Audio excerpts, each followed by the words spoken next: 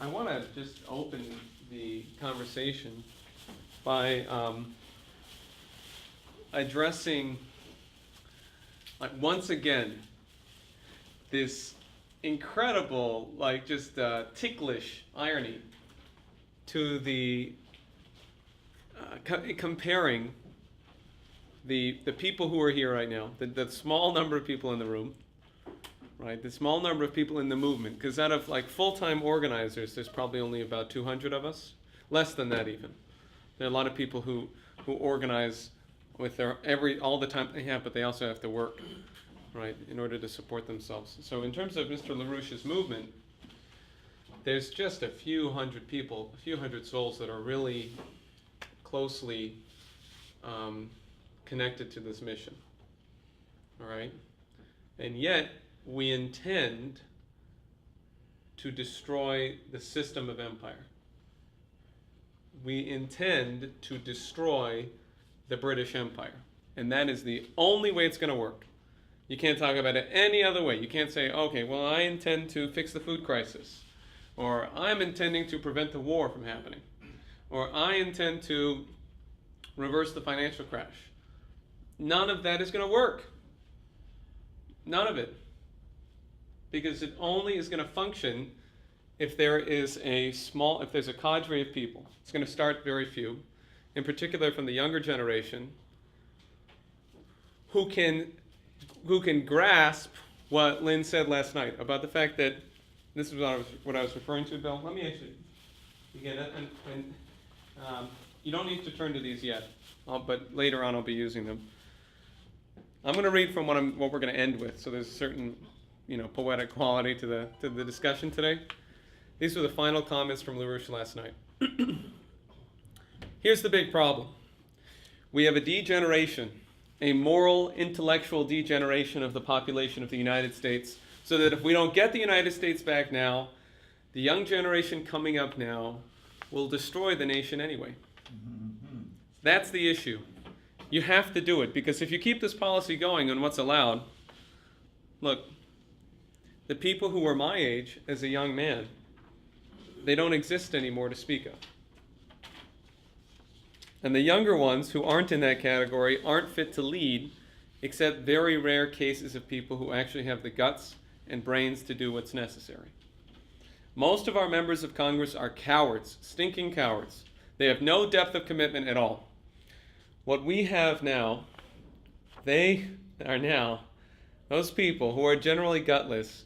And you see repeatedly with vote after vote after vote in the Congress, you have a gutless Congress, a gutless wonder assembly, not a Congress.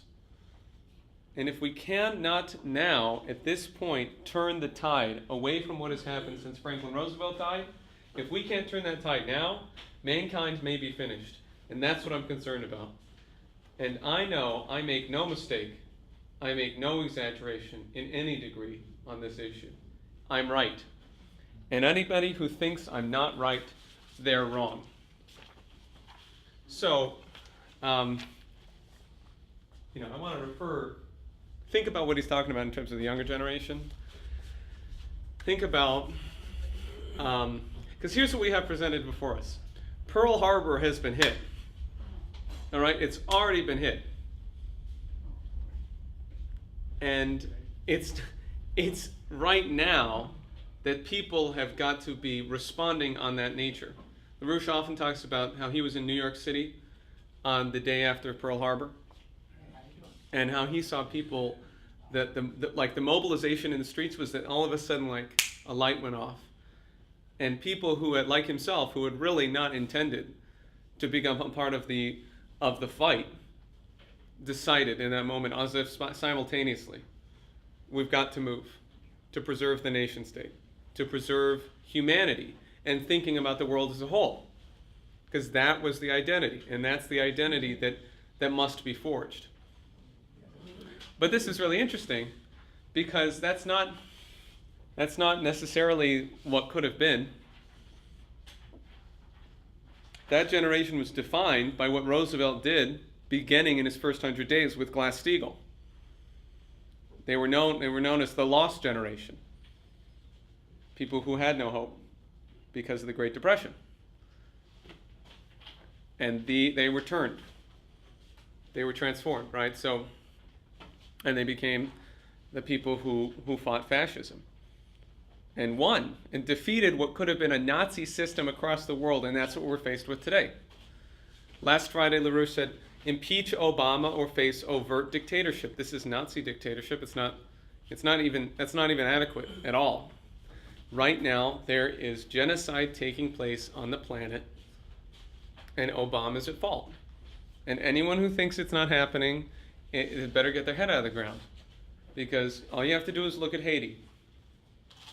And we're going to go into that. There's some very striking things on this that everyone should know. Consider what's going on with the ethanol.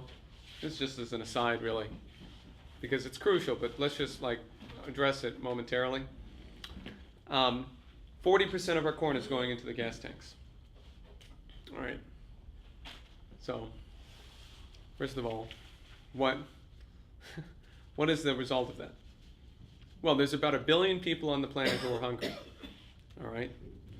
The amount of corn that we turn into ethanol could be immediately transformed to food. It could be used as food, and we could feed 400 million people with it.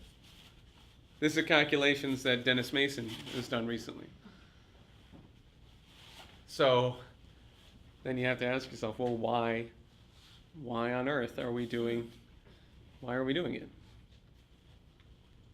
And there was a reference to this last, maybe 2 weeks ago. We were at a hearing where the EPA was, Obama's EPA was commenting. And a congressman said, well, at what point, when the food crisis gets so bad, what point do you plan on issuing a waiver on the biofuels requirements?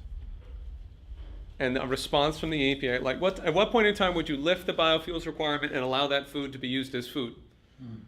Right? And the response was, well, we don't have a plan. There was never a plan. There's not a plan. So what's the intention? The intention is genocide. It's starvation. It's death. It's famine. It's not famine caused by circumstance, by natural disasters, by climate change. It's man-made. It's man-made murder. Now take a moment and reflect that the Congress knows it. The Congress, and the exit sign is flashing. Impeach, impeach, impeach. All right? Why? Why is that such a crucial move? All right, well, who in the room happened to be able to be on the Monday night call that Jeff Steinberg made, or listen to it later?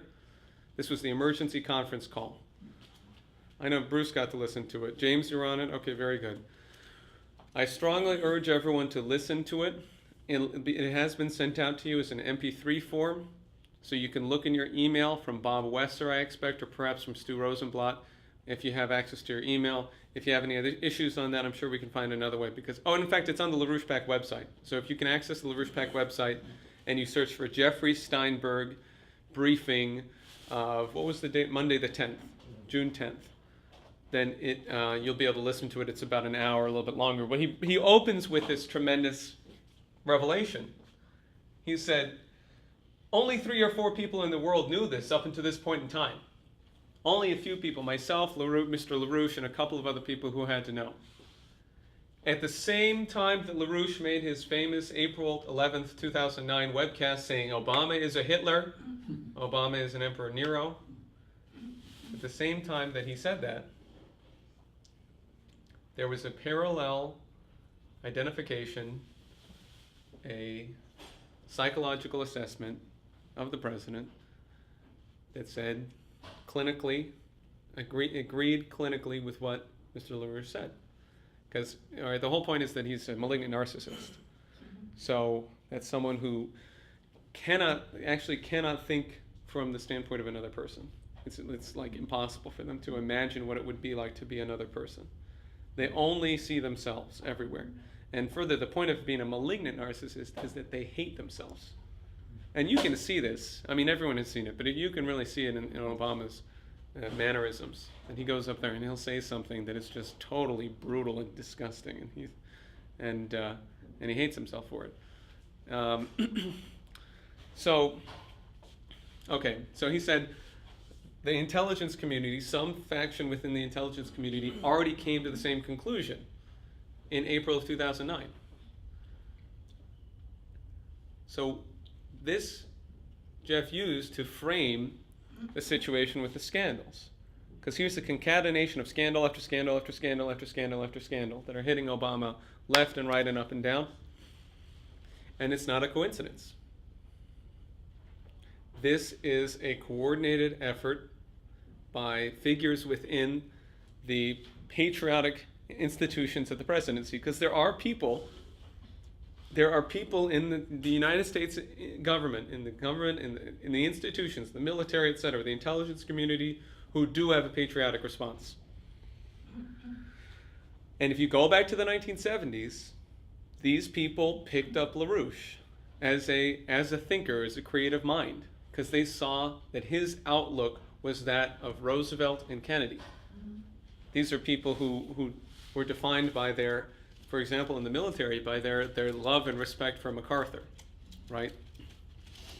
By the fact that they recognize if we had listened to MacArthur, if Kennedy had not been killed, we wouldn't have gone into the Vietnam War, and we would have escaped the whole situation in many respects, right? If Kennedy had survived, we would have actually crushed the empire by those policies. So over the past recent period, Obama gets reelected. These guys who thought somehow perhaps we could escape this, somehow, because this is the whole problem that LaRouche continually points out to us, that people can't forecast what's going to happen, so they think, well, but I could get through this, or the country can get through this. It's like, let's just see what happens. Maybe we can get Romney in, and he's more controllable. Whatever it is that they thought, right? But he specifically said that a faction of people who are against his reelection are acting. So they act. I mean, I don't need to enumerate the scandals. There's really no point doing that. But the point is that we have reached a boundary condition.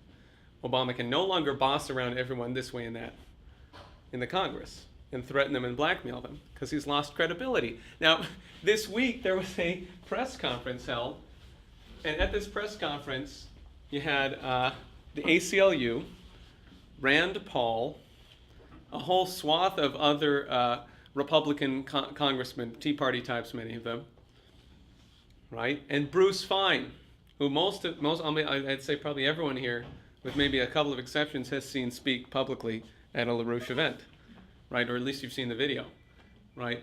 Bruce Fein, who's spoken at Schiller Institute conferences at least 3-4 times now over the past year, going back to, over the past 6 months, really, going back to January. And then, of course, he was involved with our press conference back on Benghazi, right?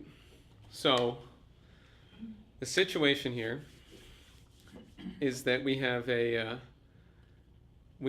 core of people who come together at this press conference to announce that it's not politics, it's principle, to announce the spying is indicating this is not unconstitutional, this is anti-constitutional. Bruce Fein raised the fact that we waged, and much of the revolution was much of the construction of the Constitution, the Fourth Amendment, was created because of the very general warrants that Obama is using today, and that Bush used, right? Well, I can just look at everyone's information, because you can trust me, just trust me. I know, you can. Don't worry, I'm just going after the bad guys. Okay, so they moved this week. Now, who else was at this press conference? John Conyers. So in the Senate, so John Conyers, for anyone who might not know, is the most senior member of the Congress, as I understand it, and he's a FDR Democrat, and his father was actually served under FDR in the Congress. Okay, so Conyers actually joined together with Tea Party Republicans, and now there's a bill in the House and a bill in the Senate that is supported by the Senate. I believe it's the Senate bill that's Rand Paul, and the House bill is John Conyers, right? It's Amish, I think. Yeah, Amish, whatever. Okay, thank you. So Amish or Amash, he's the AMASH. He's a Michigan guy. I think he's Tea Party. Anyway, the point is that these guys, you have a bipartisan, nonpartisan recognition that we have to move. They announced not just that, but a lawsuit that's being launched by the ACLU with Rand Paul's support, in particular, with all of these people's support, against the NSA on this question of the spying. The bills in the House are to restore the Fourth Amendment. That's what they're called. ACLU, the American Civil Liberties Union, right? So these guys are very defined as They've also asked every leftist. American to join the suit. Rand Paul announced he wants to get at least 10 million Americans to join the suit, so a class action suit, right? Because the ACLU is they use Verizon Wireless, so they say their argument is, look, all of our our work depends on confidentiality with congressmen, and the obvious point is this: look, overt dictatorship. What does that mean? Well, it means Obama, the executive branch, is spying on the congressmen and the Supreme Court. I mean, that's one way of looking at it. Now, if they don't stand up against this, then that's it. Then there's nothing that could possibly be done to prevent to mobilize these people. There's nothing. Then they've laid down and they've accepted it. So that was the crucial point from last night's webcast. Okay, is the cowardice, the guts. It's the guts that's the most essential, and that means standing up against empire. It's the guts to say that our intention is to crush the British Empire. It's the guts to go for the real root of the problem. The British Queen, the European oligarchy, the Dutch monarchy. That's essential. That's what it takes guts. You need it's just not going to happen without guts, because the Congress is a bunch of stinking cowards. Okay, so I want to move sort of more rapidly forward, but let me reference the obvious sort of other things that are playing out in the past couple of days. Okay. First of all, the financial system is dead. We knew that. But the thing is rapidly crashing. Okay, because we've reached a certain point, which perhaps, we'll have to go through this next week, because we're not going to have time today, but we have to do it. Because we have to return to LaRouche's typical collapse function and look at this again, because we've reached the final stage where the quantitative easing, the money printing, right, the increasing of that part of the curve has reached a certain shock front, where from here on out, all of the money printing is only going to accelerate the collapse of the financial system, of the financial aggregates, right? Because what's happening right now is there's a shift in the Congress. There's a total shift. We had all these different lines over the past years, right? Oh, let's wait. We got to wait and see about Dodd-Frank, right? And then they say, well, they're never going to let it happen. And then just starting about a week and a half ago, the new line is, you cannot discuss Glass-Steagall because it could cause the markets to collapse. This is the line that came out of Washington, D.C. this week. Don't even talk about Glass-Steagall. We're not going to let any discussion happen on this, because if you talk about doing such a real financial reform, we know that it's not any kind of monetary reform. This is a matter of changing the entire culture. This is a matter of changing the very concept of what money is, that is essential to what is the American system versus the empire system. All right. We know that this represents a total phase shift into a period of growth such as the United States has never seen before. But the people that we're running into on this are saying, well, the system, the system is so fragile that we can't talk about doing anything like that right now because it could burst. But that's why it's more important to talk about it, if it's so fragile. Well, you understand that. but you got to do it as though in a war, okay? Because we have to win the war, and if we don't win, there's going to be mass genocide. You won't have to worry about the system. There'll be no system. There will be mass genocide. So so that's one thing of note, because what Steinberg's comment, what I believe, is there's probably a major financial institution that has gone under that is currently being covered up in whatever way possible. That they're currently burying the body right now, but it's gonna come out of the grave rapidly. So, okay, so similarly, we have the move by the Obama administration. This is not a coincidence. It is put together by Tony Blair, and currently today, David Cameron, Prime Minister of the United Kingdom, and William Hague, who was the Foreign Minister of the United Kingdom.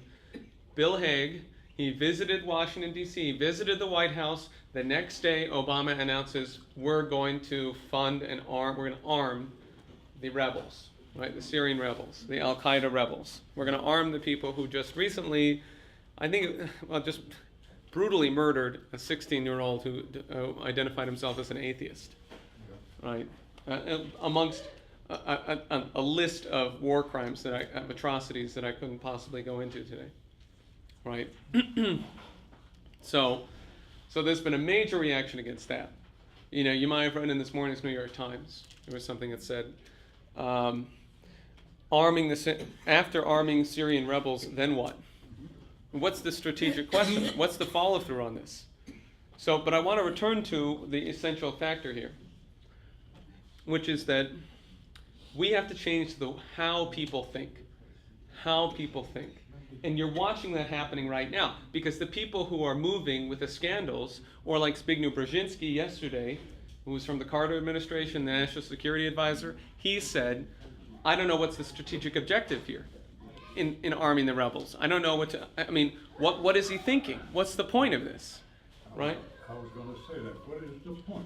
This is the fact that that people are thinking this way means that they're thinking about the consequences. And they're essentially now admitting as best as they could, explicitly as they possibly could, LaRouche is right. Our president is dangerous, and we are on the edge of world war because of this. They define it in the press as regional war, but anyone with a strategic mind at all realizes that regional war today in the Middle East means world war, right? So it's almost an unspoken, a clear danger, the next step, right? So the point is that people are shifting. The reason you get rid of Obama is not because of what he's done, it's because of what he will do. And when you think on that basis of forecasting, then you could actually save the nation state. Now, forecasting is something that can only be done by a creative human mind. You can't do it if you believe in sense certainty. You can't do it if you think that the future is merely a gamble. It's just a roll of the dice. And that's empire. And I'm going to go through that later in terms of the creation of the Dutch Empire, where they first created, this was a period where they first created what we know today as financial derivatives.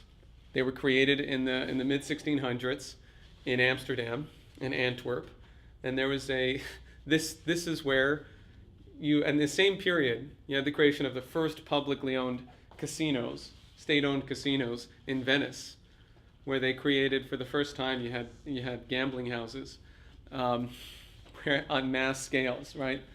And Galileo, in fact, I'm going to give you guys, everyone should have a copy. I think Finn needs a copy, Fred, of the material. But anyway, of a chapter from a book by Bob Ingram, who's one of our people in San Francisco, who wrote a book on the modern Anglo-Dutch Empire, in which he goes through the fact that they even got Galileo to write a treatise on gambling, and treat it as though it was some kind of science, right? And that's the basic insanity. People think that there's no such thing as the mind. They think there's only the brain. Then that is the evil of empire, is to enforce on people an idea that human reason doesn't even exist, that all there is sense perception. All there is you can't possibly, how could you think about the future being something real? I can't touch the future, I can't see the future, I can't feel the future, I can't hear it, so therefore it can't possibly exist. Okay, so if I could just, I'm going a little bit over, so I want to make sure that we move forward on this. But, okay, if you wouldn't mind picking this up. Which one? It's the one that starts with from the LaRouche PAC Weekly Report of June 12, 2013.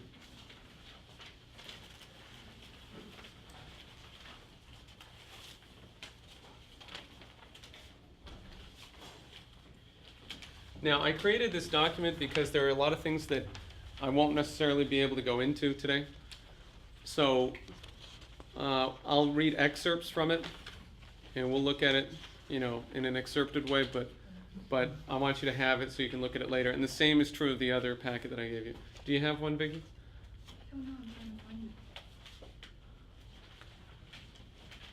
I think Vicki needs a copy. Anyone else? I don't know. You don't? Okay, then Marie Louise needs a copy too. And then I guess Howard. Hey, Howard. Okay, so this is from a weekly report this week, which for anyone who doesn't know, this is the weekly program on science on scientific research being done every day by LaRouche's scientific research team called The Basement. So every Wednesday they do a report on what's cooking, right?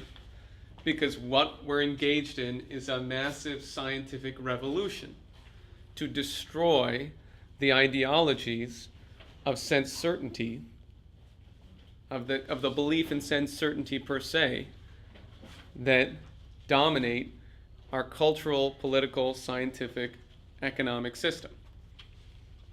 All right? And I highly recommend you watch this one because it has some really key reports from Michael Kirsch. I mean, I referenced at the outset Haiti. He talks about the fact that in Haiti, where if we had followed LaRouche's plan in 2010 following the earthquake, we would have protected the people. This is another point from last night. What is our responsibility? We protect the people of our nation state, and we protect the people of the globe.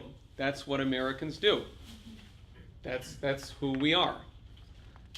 So if we had done that, then they would have adequate housing, they'd have adequate food, they'd have protection from the hurricane. Right now they are scrambling currently to put away food reserves to prepare for the hurricane system.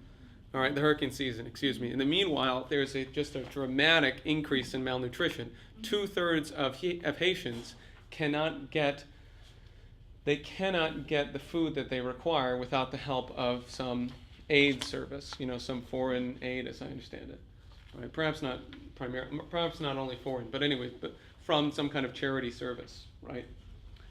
And there's a large percentage, smaller than 2/3, but there's a large percentage that are literally starving to death. Okay, and what they're doing, and this is what we're dealing with. This is evil. This is the evil of empire. Okay, there are people in Haiti right now. What they do is they take mud, they take dirt, and they mix it with butter or oil, and then they put it in the sun and they let it bake, and then they take it and they sell it in the streets. And people eat mud pies or dirt pies so that they don't feel hungry, so they at least have something.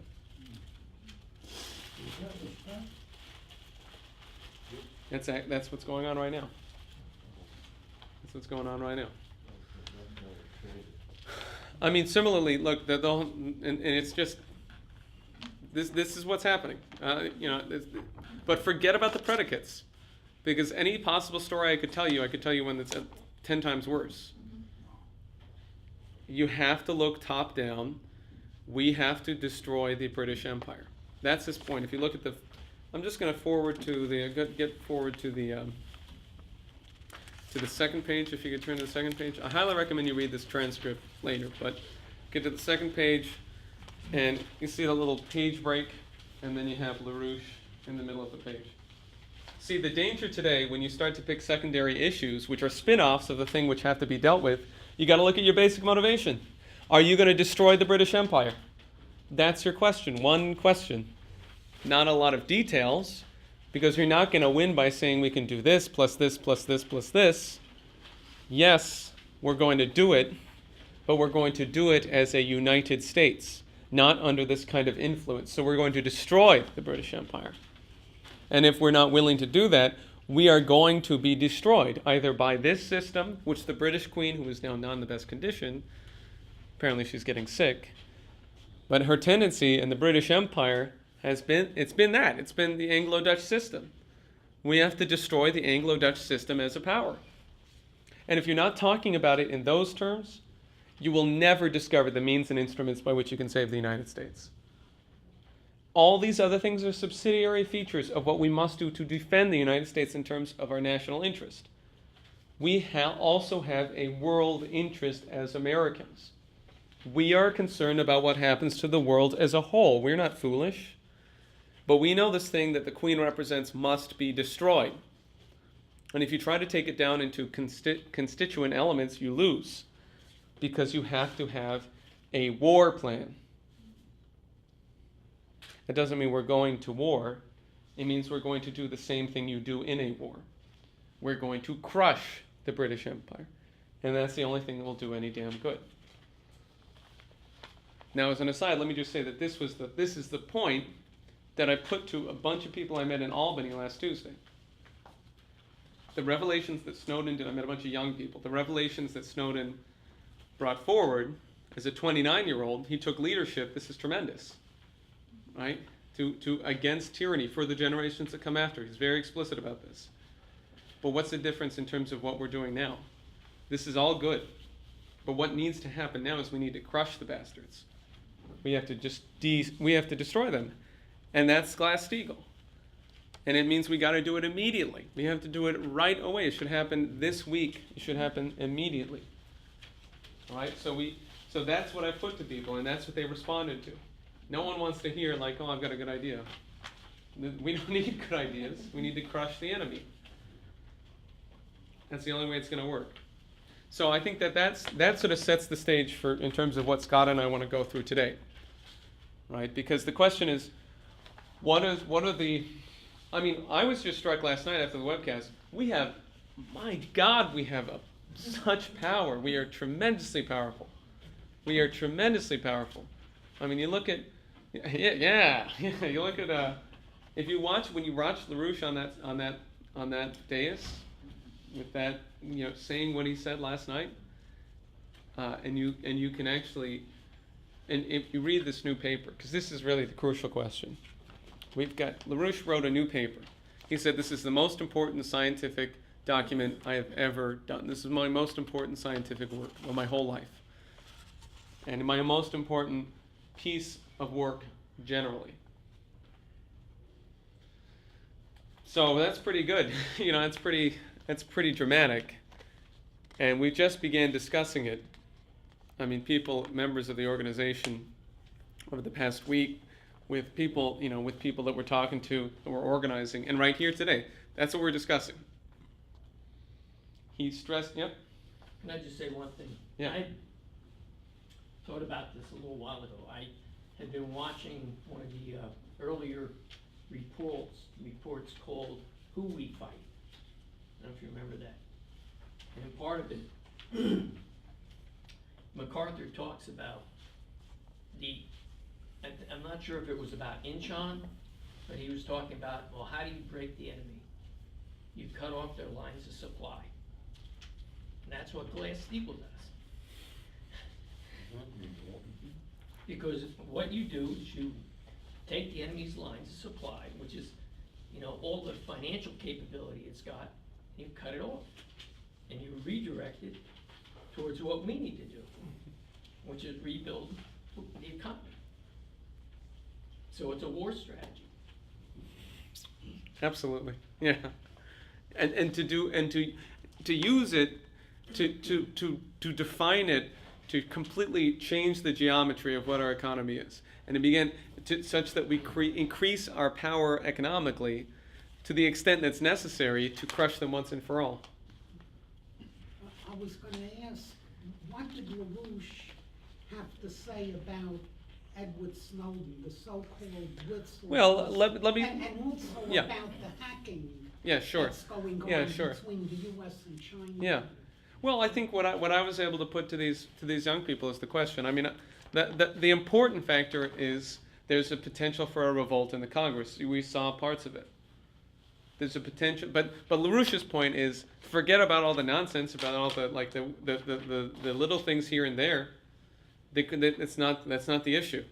The issue is the cowardice in the Congress. The issue is the cowardice generally. He went even so far last night as to say something that you haven't heard him say in so many words recently, which is that if the Congress isn't going to do it, the Supreme Court better stand up and do it. Will they? I don't have much. But that's the question. That is the question, because who's responsible for them doing it? All of us. So that's it, and that's what this work is all about: is how are we going to crush the empire? That's what he's done. Is he's put it together. He's put it right there, and it's the subjective question. You see, it's about the intention. It's not about the various strategies. There's no general that ever won the war without figuring out how he was going to win the war first. You figure out how you're going to win. You don't think to yourself, well, let me do a little bit on this side and a little bit on that side, and I'll cover my bases. You have to win, and that means we got to crush them. But what LaRouche says emphatically in this and in the new document is, what does it mean? He develops a concept of what does it mean to have this intention? What is that intention? To crush the empire. And it has everything to do with destroying the belief in sense certainty. It has everything to do, and we're going to go through this. It's going to be very patently clear, but emphatically, first of all, who is the empire? What have they done? You know, because they've done this all before. It's nothing new. It's absolutely nothing new, right? So there's a couple things that I'm going to go through here on, because what Scott and I got together is we said, okay, well, we got to do something on the British Empire, and what we got to do is make it clear that this is how it operates. This is how empire operates. This is the whole thing. And I think that there's two ways to talk about this that are the sort of crucial leverage points for this whole discussion today. One is, Americans always knew. We always knew that it was the empire in those moments when we were fighting, and we're truly fighting. And we always knew that the threat was a threat of destruction, of depopulation. I've got something tremendous in here that I'm going to end with the first section that goes back to Benjamin Franklin. Okay, but it's known. We know. And so to return to the next thing, okay, so you go to Henry Carey's Harmony of Interests, next thing in the document, and just turn to the part where on the third page that is highlighted. Okay? Because here's the point. There's no middle ground. Americans always knew it. It's either you go with the empire or you do an American system. There's no middle ground. It's one or the other. There's two systems. This is a very famous quote in our movement. People should probably know it, but I'm just going to go, well, John Paul, I know you probably haven't read this before. Go ahead. Can you read it out loud? What, Just the highlighted part. Two systems are before the world. The one looks to increasing the proportion of persons and of capital engaged in trade and transportation. Therefore, to diminishing the proportion engaged in producing commodities with which to trade, with necessarily diminished return to the labor of all. While the other looks to increasing the proportion engaged in the work of production and diminishing that engaged in trade and transportation with increased return to all, giving to the laborer good wages and to the owner of capital good profits.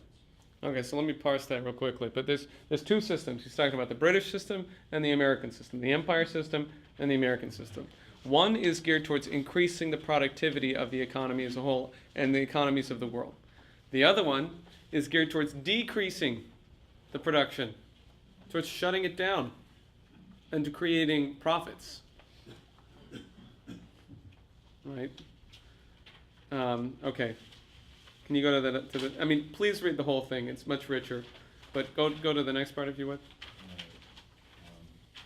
One looks to increasing the necessity for commerce, the other to increasing the power to maintain it. One looks to underworking the Hindu and sinking the rest of the world to his level, the other to raising the standard of man throughout the world to our level.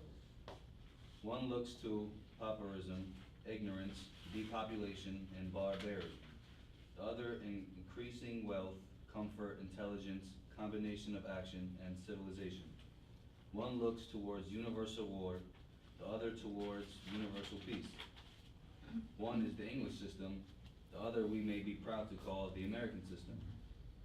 For it is the only one ever devised, the tendency of which was that of elevating while equalizing the condition of man throughout the world. This was 1851. For those who don't know, Henry Carey became Lincoln's closest economic advisor. He's I think the first person to refer to the American system as the American system. I may be wrong on that, but he's crucial in the actions that Lincoln took, right, to fight the empire. Okay, but I pulled this quote because that's a point that is essential here. There's no middle ground. We can't go into this and say sometimes I remember hearing people say, well, with Glass-Steagall, if you want to speculate, you can speculate, but you can't do it with other people's money, so we're not saying speculation is all speculation is bad and blah, blah, blah, right? That's a really propitiatory way to talk about it, and it's not going to win the war. That's not the point. The point is we're going to destroy Wall Street. We're going to shut them down. We're going to shut down because Wall Street is the arm in the United States of the Anglo-Dutch Empire. Okay, so we're not going to mince words about it. We shut them down. Glass-Steagall is not something that's legalistic. It's a move, it's a war move, it's a flank, it's the flank to cut off their supply lines, to cut off their very lifeblood, because the lifeblood is speculation. Now, I really love this quote. I've been using it a lot, from George Washington. He said, he wrote this in letters, I forget exactly to whom. He said, the speculators, this black gentry, their poison is 1,000 times more harmful to us than the enemy's arms. And he suggested we should hang them from a gallows 5 times the height of Haman's gallows. Now, Haman is the biblical king who said he was going to hang, hang the Jews from a gallows that was 50 feet high. He was like a Hitler of that time. Well, the point is, Washington says that's what they deserve upon their own head, 5 times over. Right? This is Washington on speculators, excuse me. Right? So think about that for a moment. And then, I mean, that's something we have to develop, this total hard edge, this total war stance. Because we have everything lined up to get it done, but we're not going to get it done unless we transform into something of a higher quality today. And we commit to something that is a far greater responsibility than many people are willing to admit. Because look, I mean, even if the financial system does not blow within the next couple of months, we're going to run out of food. We're not going to have enough food to feed our people by the end of the year. This is the forecast LaRouche has been emphatic on. Okay. So let me change this up a little bit and give you a little bit more humor on this, because we do need a biting satire, right? And then I'm going to turn it over to Scott in a few minutes here. But in front of you have a method of humbling rebellious American vassals. And this is a satirical article written by Benjamin Franklin in 1774. Okay? The other paper? No, it's the same one. Just turn the page. 1774. And he's writing as though in the voice of a British freeholder. Okay? A British lord, essentially. And then he says, this is it's like a modest proposal, and I'm going to return to that because that's very important, the Jonathan Swift satirical essay. He says, he's talking about the problem of the vassals, the rebellious vassals of North America, these colonial, these colonial rebels. As we have declared by our representatives that we are the supreme lords of their persons and property, and they're occupying our property at such a remote distance without a proper control from us, except at very great expense, it encourages a mutinous disposition. these American rebels, and may, if not timely prevented, dispose them in perhaps less than a century to deny our authority, slip their necks out of the collar, and from being slaves set up for masters, more especially when it is considered that they are robust, hardy people, encourage early marriages, and their women, being amazingly prolific, they must of consequence in 100 years be very numerous, and of course be able to set us at defiance. Remember, this is from the standpoint of a British lord, so the Lord is saying, they're going to they're going to overpopulate, they're going to become strong and mighty, they're going to, if we don't, and with this defiant disposition. So here's the solution. Let a company of sowgelders. Now, a sowgelder, where anyone who doesn't know, is someone who clips the balls off of a pig. Who castrates pigs, right? That's what gelding is. And let a company of sowgelders, consisting of 100 men, accompany the army. On their arrival at any town or village, let orders be given that on the blowing of the horn, all the males be assembled in the marketplace.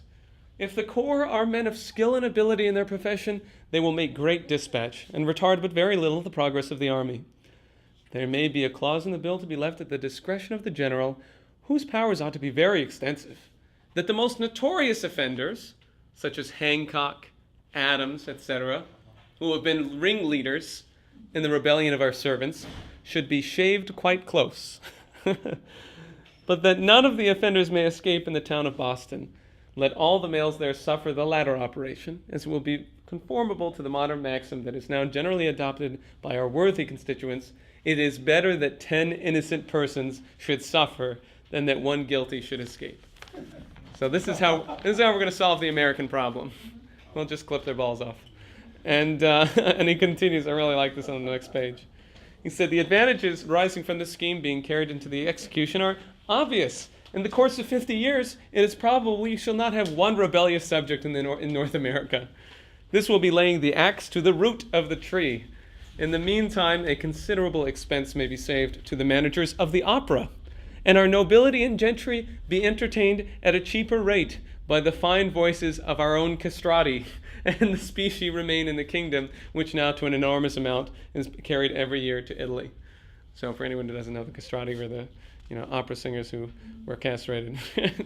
And it might likewise be of service to our Levant trade, as we could supply the grand signors Seraglio and the harems of the grandees of Turkish dominions with cargoes of eunuchs, as well as with handsome women, for which America is as famous as Circassia.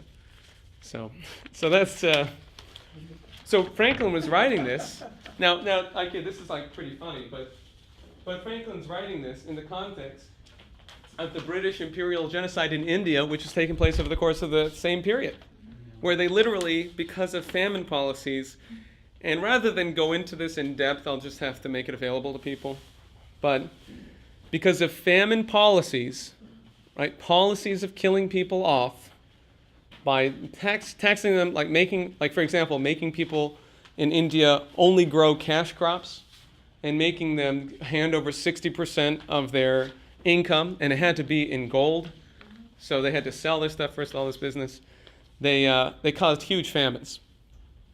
And the first famine of note, the first famine in 1770, which was a result of massive destruction of the people. Well, the people, they thought that these policies were being enacted by the Mughal emperor, because the Mughal emperor was being maintained as a satrap, right? As someone who was of the local area, and was the nominal head of the country, but in fact he was just a puppet, right? He was just an Obama. He was just a puppet of the British, right? So the peasants thought this was coming from the emperor. They thought they were giving tribute to their the legitimate emperor, right?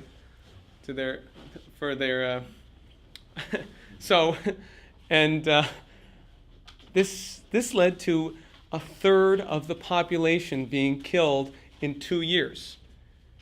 10 million Indians were killed in the space of 2 years. A third of the population just vanished. And I mean, that's not a proper way to talk about it. When you talk about just vanish, I mean, think about the people in Haiti right now, and think about what starvation is. Starvation is, as I understand it, one of the absolute worst deaths. It causes unspeakable pain and suffering. And meanwhile, you're watching the whole society go through this. You can imagine what that does, because the whole point is that the empire treats people like farm animals and enforces an empire of the mind that gets the subjects to believe that they're nothing more than farm animals. To act in a model of animal activity, as the Wall Street figures do today, as the Wall Street swindlers do today. They act like nothing more than animals. That's the force of the empire, is to get people to, it's degradation of the culture, it's degradation of the economy. When everyone around you is starving, it becomes extremely difficult to think at all, to be creative at all, right? So just to keep that in mind. Now, in the meantime, this is 1774. 1773, in The Alarm, which was a colonial American broadside, here was a comment from Rusticus, who was this is a pseudonym for some, I have the only copy on this. Are we in like manner to be given up to the disposal of the East India Company, who have now the assurance to step forth in aid of the minister to execute his plan of enslaving America? Their conduct in Asia for some years past has given simple proof how little they regard the laws of nations, the rights, liberties, or laws of men. Now let me emphasize again that the 1770 famine that killed 10 million people, it was orchestrated starting in 1765. This is not something that took a long time. They started the whole treaty that set up the satrapy as it was, and set up these famine policies was 1765. So within 5 years, they have planned, they execute, they achieve a program to mass murder a third of the population. Their conduct in Asia for some years past has given simple proof how little they regard the laws of nations, the rights, liberties, or lives of men. They have levied war, excited rebellions, dethroned lawful princes, and sacrificed millions for the sake of gain. The revenue of mighty kingdoms have centered in their coffers, and these not being sufficient to glut their avarice, they have, by most unparalleled barbarities, extortions, and monopolies, stripped the miserable inhabitants of their property, and reduced whole provinces to indigence and ruin. 1,500,000, it is said, perished by famine in 1 year. You can imagine talking about millions back then. They didn't even. So 1.5 million. 1.5 million. No, what am I? Off was 15 million. Excuse me. Not because they perished by famine in 1 year. Not because the earth denied its fruits, but because this company, the British East India Company, and their servants engulfed all the necessaries of life, and set them at so high a rate that the poor child could not purchase them. Thus, having drained the sources of the immense wealth, they now, it seems, cast their eyes on America as a new theater whereon to exercise their talents. Rusticus ended one of his pamphlets with the following admonition: I shall therefore conclude with a proposal that your watchmen be instructed as they go on their rounds to call out every night at 12:30, beware of the East India Company. Now imagine, he's saying, that's the message. Americans got to know the British East India Company, the British Empire, the Anglo-Dutch Empire is the enemy. Rusticus knows it. So with that, let me hand it over to Scott.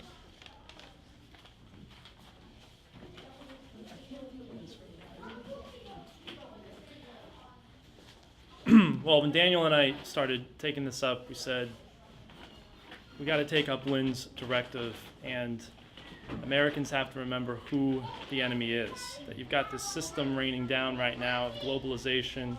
It's totally un-American. And it's going to kill you. It's going to kill Americans. It's going to kill the world unless we get Glass-Steagall, And getting Glass-Steagall means Americans have to remember who the enemy is again. Tony Blair is not your friend. The British government is not your friend. But, so we were looking at different case studies. And you have the Irish potato famine of 1845 to about 1850. That caused mass immigration from Ireland, mass starvation there, but also mass immigration into the United States of Irish who ended up fighting on the side of the Union, but also the Confederacy, but mainly the Union because of where their port of entry was. But knowing who the enemy was at the time, like Lincoln fighting the Civil War against the Confederacy, knowing it was a British operation. And we didn't bring them today, but there's these great songs from the two Irish brigades that fought on the side of the North. That it's very clear that they understand that the fight against the Confederacy is the fight against the British Empire to come in and subdue the United States. So where has that gone? Where is that sense of identity in the United States of Americans to know your enemy? Where's the sense of mission? Where has it gone? Now, this idea of famine is kind of a misnomer. It's a rewriting of history in the sense that when you had a problem with the potato crop in Ireland, it wasn't as if there was some drought and everything, and that's what caused the potatoes to fail, and that's what caused all the other food to fail. There was actually plenty of food being produced in Ireland. It was all being exported out under the guard of British troops, 50,000 British troops. So, just to give some background on this, I appreciated the reference to Swift that Daniel went through, because I think about 1688 you had William of Orange come in, and he was known as the Butcher of Ireland. But for hundreds of years, Ireland had been conquered before this. 1688 comes in, and you have these penal laws that were introduced. So this is just going to kind of setting the stage of what the condition of the Irish people were under the dominion of the British, but also obviously the Dutch Empire. In broad outline, the penal laws barred Catholics from the army and navy, the law, commerce, and from every civic activity. No Catholic could vote, hold any office under the crown, or purchase land, and Catholic estates that had existed were dismembered by an enactment directing that at the death of a Catholic owner, his land was to be divided among all his sons unless the eldest became a Protestant, when he could inherit the whole. Education was made almost impossible, since Catholics might not attend schools, nor keep schools, nor send their children to be educated abroad. The practice of the Catholic faith was prescribed, outlawed. Informing on Catholics was encouraged as an honorable service, and priest hunting treated as a sport. Such were the main provisions of the penal code described by Edmund Burke as a machine as well fitted for the oppression, impoverishment, and degradation of a people, and the debasement in them of human nature itself, as ever proceeded from the perverted ingenuity of man. Now, the thing about this is that the penal laws were enacted. You have William of Orange, 1688. Penal laws are in the 1690s sometime. But during the 18th century, there was a little bit of a shift in Ireland. And this was directly related to the circles of Jonathan Swift and Gottfried Wilhelm Leibniz. They organized. And what they did is they had established manufacturers in linen, glass, clothing, whatnot, but the idea of industrializing Ireland. And at this time, Swift is all, how many people here have read the Graham Lowry book, How the Nation Was Won? It's real crucial, because you get this sense of this transatlantic conspiracy and correspondence between Swift and people in the Virginia colony, Governor Spotswood there, I think even Governor Hunter in New York, I'm not sure, but the idea of breaking free of the British control of the colonies and moving for the development, west, past the mountains. The famous place that Governor Spotswood and his party eventually broke through in Virginia was called the Swift Run Gap, and it's an illusion. It's not clear, but it's obvious that where this comes from. Right, the Catholics couldn't own land, but so you had these absentee landlords that came in, or Scottish landlords, British landlords. But Swift and Leibniz's circles began organizing for development on the land. Probably irrigation, certain things like the clearing of bogs, the draining of bogs for increased land agriculture. And eventually what this led to was a joint movement between Catholics and Protestants that culminated in a constitution in 1782, during the time of the American Revolution. So what happens is the British hit back, and William Petty, the second Lord of Shelburne, and this Prime Minister William Pitt, they're brought in basically on the heels of the American Revolution to deal with this strategic loss to the empire of the North American colonies. And if anyone's ever read Lynn's So You Wish to Learn All About Economics, he describes this carriage ride that's described in the family history of William Petty, of where he gets Adam Smith to write this book, The Wealth of Nations, as a propaganda tract against what Hamilton and Washington were doing here in the United States with a credit system, a national bank. You promote this idea of free trade. And what you see is it was exactly this free trade, this rigid cult belief in private ownership, no government interference, that not only created the conditions of the potato famine, but once the famine hit, it's how a genocide was enforced upon the Irish people. There was no government help whatsoever. So, 1782, you have a constitution in Ireland, and things are looking good. The population between 1782 and 1845, it actually increased 172% in Ireland. And you can imagine that this was this Ben Franklin quote that Daniel had read, this problem of population increase. The Irish never submitted to British rule, but now you've got these hordes of them that are growing, and they have a basic economy that they're working with.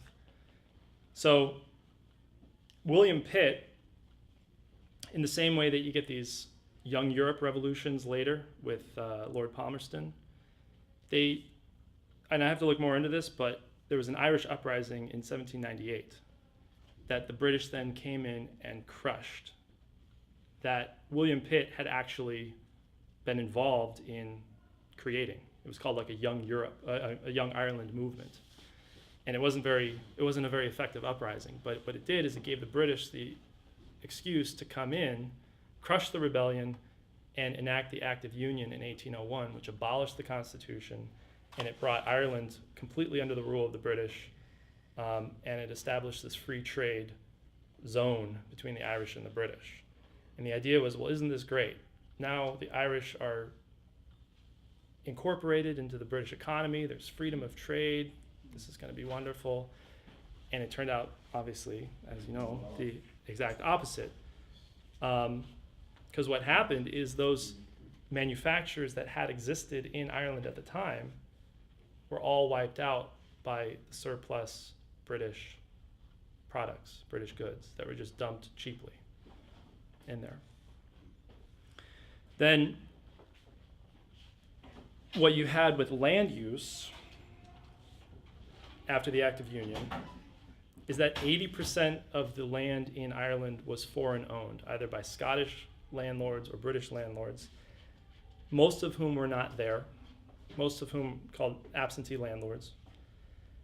25% of all the land was just completely unused, except that in the London markets there was real estate speculation on it. 75% of the land that was used was purely for export of grain or cattle and horses that were grazed upon this land, exported out, and it was all controlled by London merchants.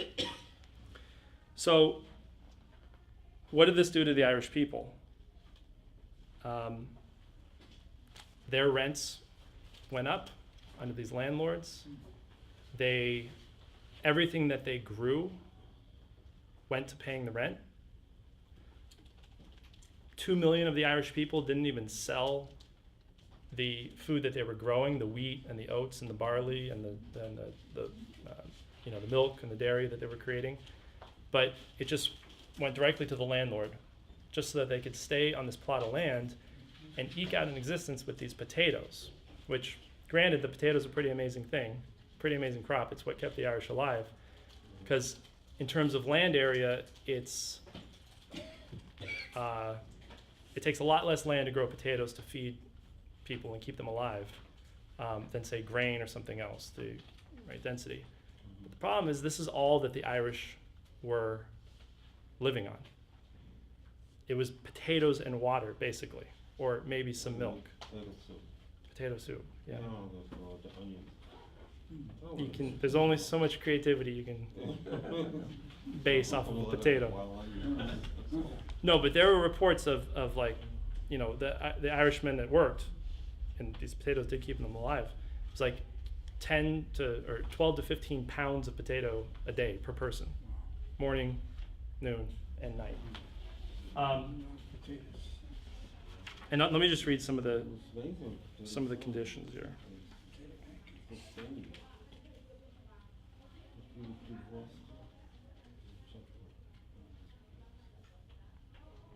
Oh well, I can read. Let me just read this in terms of the Irish, the British troops coming in, the army to enforce the Act of Union. This is from a book called The Great Hunger by a woman named Cecil Woodham Smith, and she's actually attacked among Irish academia because I think this is written in 49. But she talks about the exporting of food out of Ireland by the army, and that was kind of a no-no because it was just a famine, it was just a blight, it was just a potato problem. But she says constitutional methods having failed, as armed rebellion had previously failed, Ireland relapsed into helpless hostility. No outbreak took place in 1844, the year immediately preceding the famine, but the anxiety of the government continued to be acute.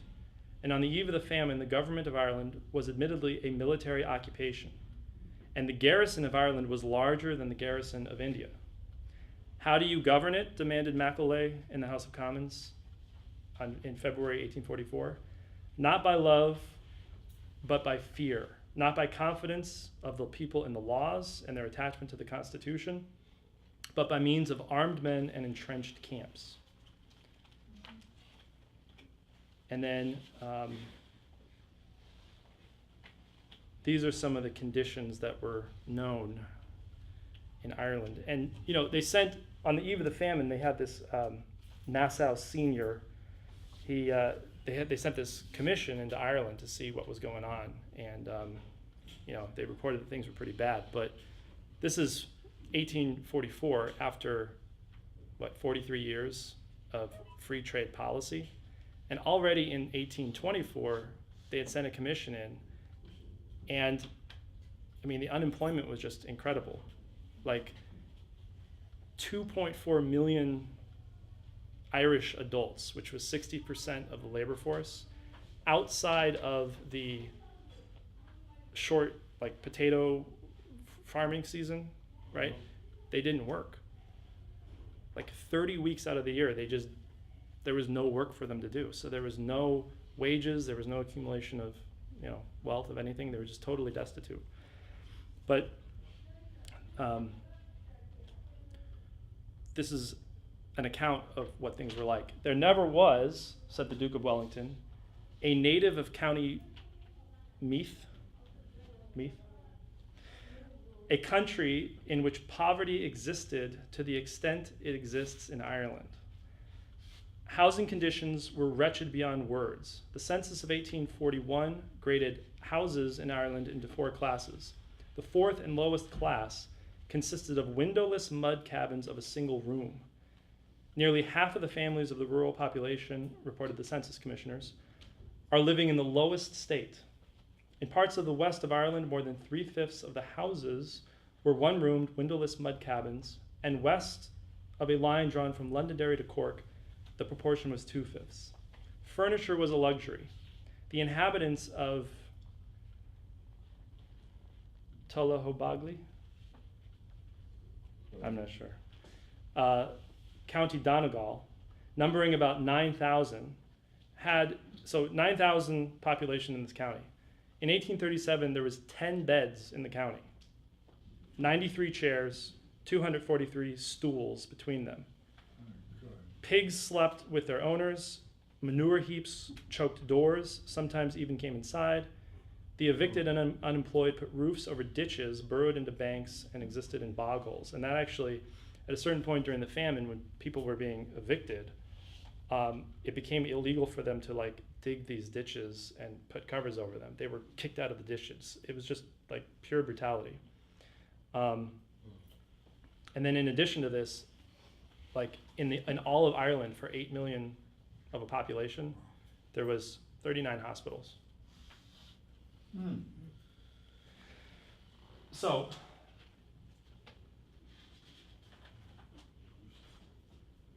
so 1845, you get this potato blight, and it's not really sure. I mean, you know, there are blights that hit before, I think like in 1817 and sometime late in the 1700s. So this was not like some uncommon thing. But all of a sudden, the entire crop was wiped out. That had not happened before. And immediately, a proposal was put forward by a subject of Ireland, but a leading one, Henry Drummond, that to deal with this this food shortage, that there would be a ban of all export on corn, a ban on grain distillation and fermentation, a removal of duties on food imports so that the Irish could get cheaper food, that you would create public works, especially rail infrastructure, harbor infrastructure, drainage of bogs so that you could, till, more land. These are all, normal things that you might do. You think about what FDR did in the 1930s. Yeah. You would establish relief committees, and you'd pay for these relief committees by a tax on landlords. And if they were absentee landlords, it would be 20 to 50% tax. If they were there, it would be a 10% tax. And then this guy Drummond and this committee also said, well, we could also take a 10-year loan out from Britain for £1.5 million, and we'll put up the Irish hardwood forests for security. So the British government of Robert Peel just completely rejected all these proposals except removing the duties on the corn, on the imports of corn, which was a whole other operation going on in Britain. And let me read to you some of the quotes of these guys. Corn meant wheat in those days, right? Well, I'm not sure. It might have, but in some of the literature they say corn, wheat, barley, but it might have just been a general term. I know they talk about Indian corn, which was actually like maize corn, which was a little different, but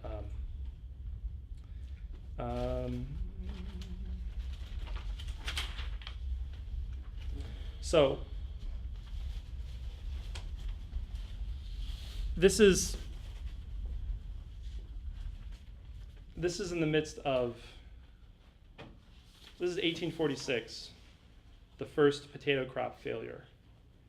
And it's after the recognition that this is not just in some parts, this is not just a blight like has been experienced before, but it's the total potato crop. And these proposals are put forward.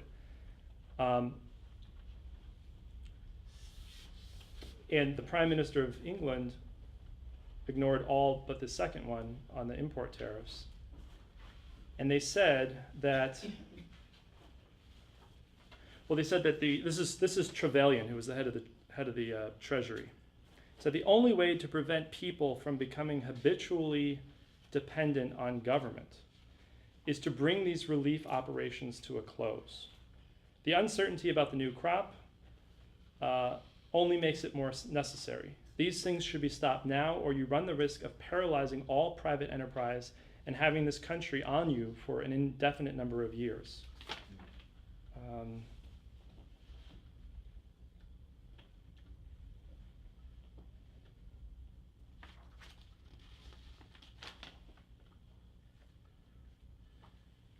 So basically, the entire intention, all the excuses of the British government at the time were that we can't buy food for the Irish people because that'll interfere with the market prices of private grain sellers. We can't do any type of public works that would give employment to these poor Irish people so that they could actually buy food, because that would be giving Ireland an unfair advantage in a market. I mean, this is all while like millions of people are starving. And you have to ask yourself, this idea of free trade, was it just, did they really just believe these ideas of free trade? Like, were they really just being loyal, or was this a conscious intention? I mean, you look at this idea today of the biofuels and 40% of corn going to ethanol. And I forget what committee it was in. I don't know, maybe Daniel knows. Where, was it from the EPA? The guy at the EPA is asked.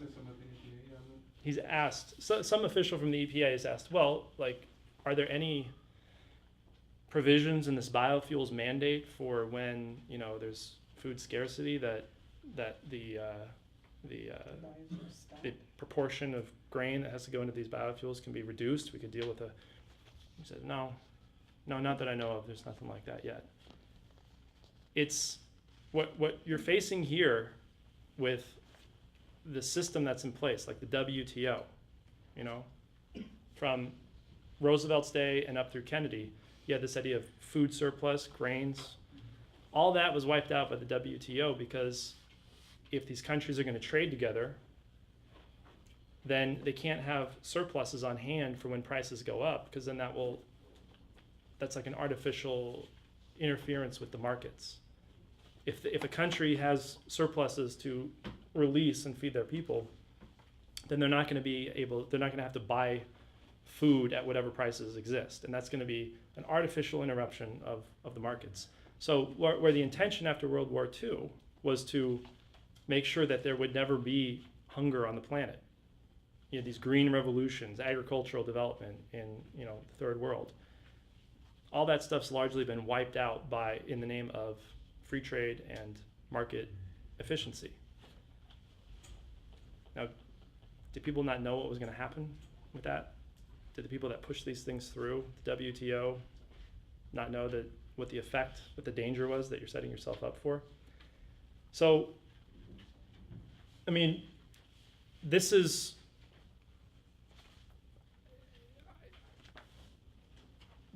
Americans have to know. They have to realize once again what we're fighting.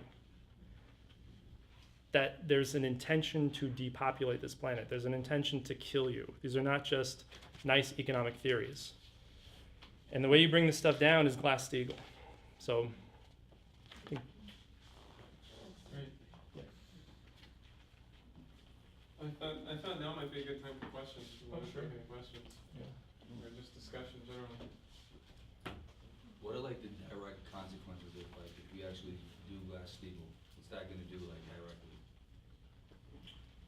Well, immediately it would cause massive panic within Wall Street and the city of London, because it would just, the standard is set that the basic idea is you separate the banks, right? Commercial and investment banking. But quadrillions of dollars worth of derivatives and things that are right now the substance of the financial system, the claims that people have, make-believe wealth that is there and given credence to, it would disappear, it would collapse. And these institutions would shut down. Many of the Wall Street banks would just shut down. But, so and this is the argument against it. This is why, like, Wall Street lobbyists are coming in and saying you can't even talk about Glass-Steagall, because just if people think you're talking about it, it's going to cause panic. Well, no, it would. We're going to shut the system down. That's the intention. But you have to follow it up with an understanding of what the real American system is. And the idea of money is not a problem. We can create money. Like, that's a good thing. It's attacked a lot. Oh, you know, government just prints money whenever they want. Well, no, that can be bad if you're doing it for something stupid. But if you're doing it according to Hamilton and, you know, how FDR did it, an understanding of this American system, it's crucial. We're going to have to recapitalize the system with millions of, we're going to spend a lot of money. We're going to print a lot of money immediately in the form of credit and inject it into the economy as the mobilization of, you know, major infrastructure projects, the WAPA, which we didn't go into much, but panic will be despair, cries, shrieks, as we close the door to hell and send Wall Street, well, dampen the cries. One of the ways that they got rid of extra food storage, surpluses, we had the Billy Solestes scandal, and this guy was accused of, you know, he was in part of the grain storage program of surpluses and other stuff that was generated, and the free trade people and the farm and the commodities people said this guy was interfering with free trade. But besides that, the scandal was propagated on his alleged mishandling of the facilities that he provided for the storage of the grain. Billy Solestes. This goes way back in my memory. But when they did this, it was a deliberate maneuver, and you had a lot of the surplus agriculture that had been generated was disposed of or put onto the open market or different things done. But the point is, the facilities were eliminated. Now, these were facilities that were holding grain and other commodities as products for, you know, in case of an emergency like a flood condition or something like that, they would have grain to release onto the marketplace so that people could be fed, or, you know, bread could be made in bread bakeries, etc., etc. You know, and the Billy Solestes scandal was a deliberate strike at the surplus, and part of the arguments that were made were free enterprise arguments when they did this. There was also a lot of that surplus grain sold to the Soviet Union. They had their grain shortages in the 70s, or, you know, during the Cold War. Yeah, they So brought it that served a into, good, there it was was a a very number good of things. diplomatic purpose. 'Cause, I just, Yeah, Howard. just had a funny exchange this week after I got my email to contact my assemblyman. Actually, I got that email, I have it with me. Is Oh, there, just is there a say it chance right we could say that for the last section? Oh, yeah. Because we definitely need to report back on that. Oh, yeah.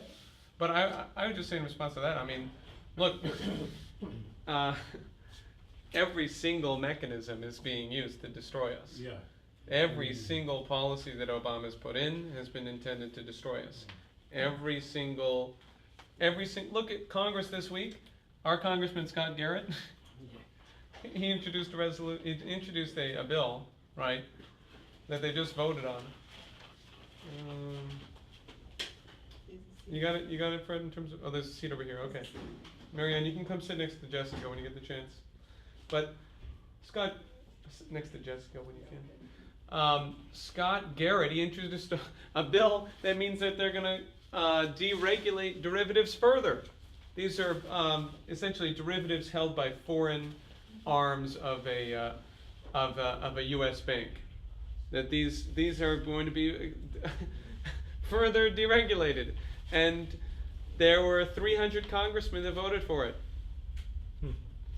Now, Crowley. yeah, including Crowley. Do you have the list, or do you know it off the top of your head?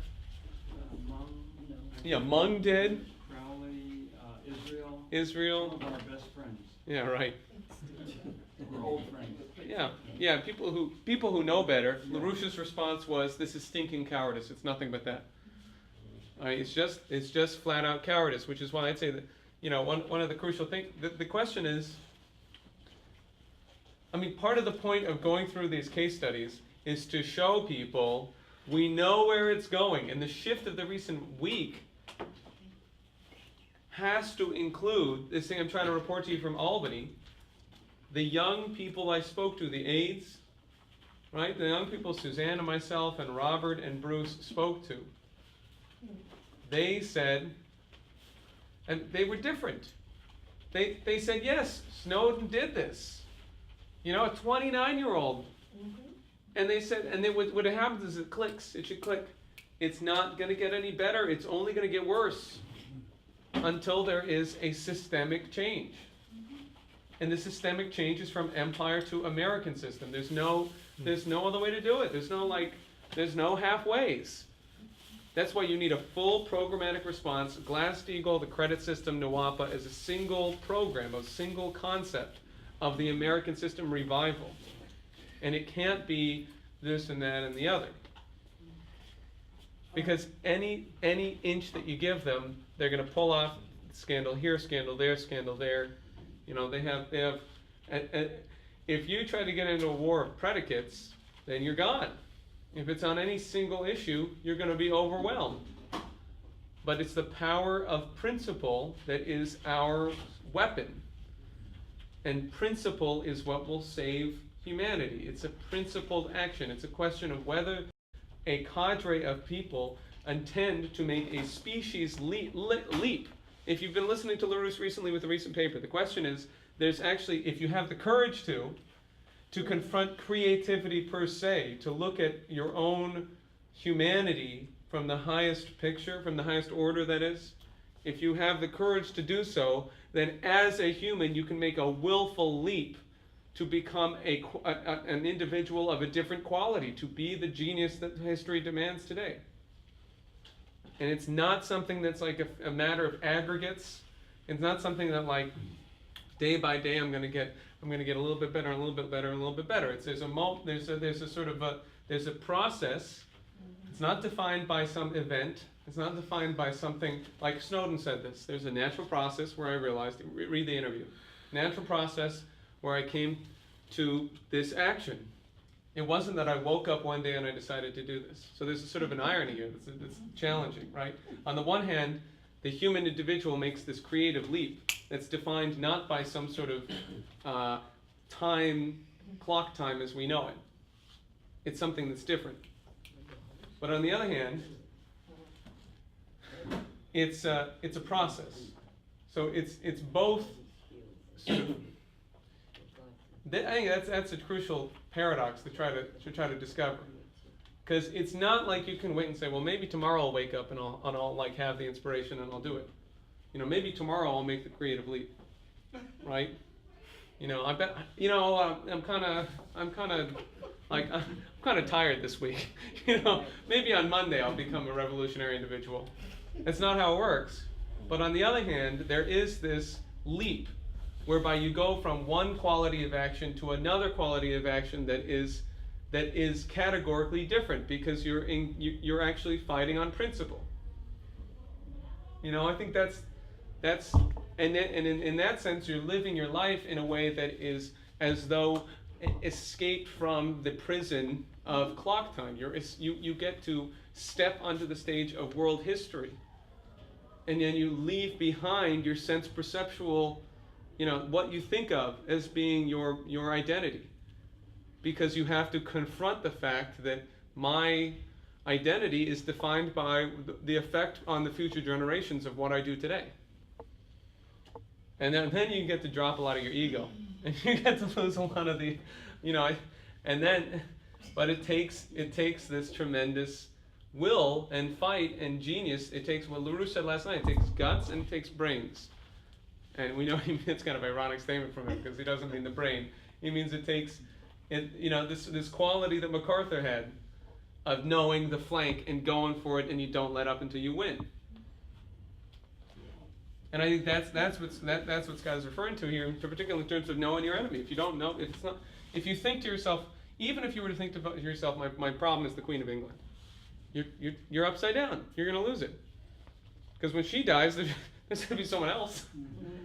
It's not the Queen. It's not Obama. It's not the Queen. It's the oligarchical system.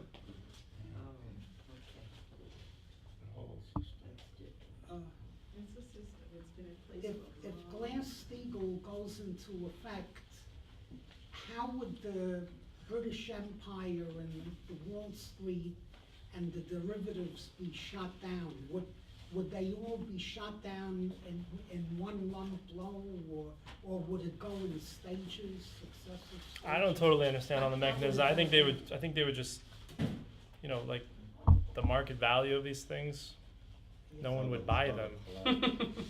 The derivatives. So it would be like going into effect immediately, or? I don't know. Maybe there's a certain relation to the process that Daniel's describing as like a process and a jump. Like there might be a couple of days where people are scrambling, but probably pretty immediately. It'd be pretty apparent immediately that. Well, if you reflect. And I would also like to say that I don't believe we should abandon sense perception entirely. I believe We've had sense this perception discussion. We've had this should go discussion, hand in Eugene. hand with We've had this fight. with being creative. Yeah, but the They point, should both I didn't go say sense hand in perception, hand. we're talking about sense certainty. There's a difference. It's whether you think that sense perception is all there is. And No, I when exactly. That's what So we're don't talking about. misunderstand me, okay? Right. Because I hear you. I really do, but that's not the idea, okay? All right, so we're gonna, but furthermore, I'm actually gonna address that when we talk about Amsterdam here in a minute, okay? So, but Marcel, did you want to add something? What's that other word? Yeah, I think it's- Sense what? Certainty. Certainty. Thank you. I think it's just important when we're thinking about these things to think about in terms of Glass-Steagall, and in terms of how you have the Glass-Steagall Act, which would mandate bankruptcy reorganization of the country, which then, of course, would mandate infrastructure, industry, agriculture, science drivers, public works projects, so forth. We have the model right there. And if anyone tells you, well, those were the, you hear this a lot, those were the old days. Yeah. Things don't work like that anymore. Well, no, you just think about it. The physical universe works the same way. You drop something in the air, it'll still fall down. It won't fall up. And that's an example of a physical principle. You have principles in politics. You have principles in government, in society, cause and effect the same way, that work exactly the same way. Yes, there are certain minor fringe things that are extenuating that you would have to account for, but the basic principles, the basic lump sum of the policy is the same thing. So to talk about maybe what Eugene posed and some other people might be thinking about, well, you would have auditors immediately that would go into the banks, and what would they do? They would sit down, and however many days it took, they would say, okay, this amount of asset that you're claiming, is this, okay, this is an actual loan to a farmer that he's using to buy seed, buy crops, build another barn, whatever it is. Okay, that's a legitimate loan. That's something that's adding to the actual productivity of the country. There's a directionality in that loan that's going to provide something for the future, so that's good. Now this here, you're claiming as an asset. Well, this was bundled from, say, the British Barings Bank, and it's because of leveraging from some fictitious, we don't even know, some kind of profit on a stat sheet from some company that they claimed in profits. Well, that doesn't have a directionality to help anyone in any way, so that's just wiped off.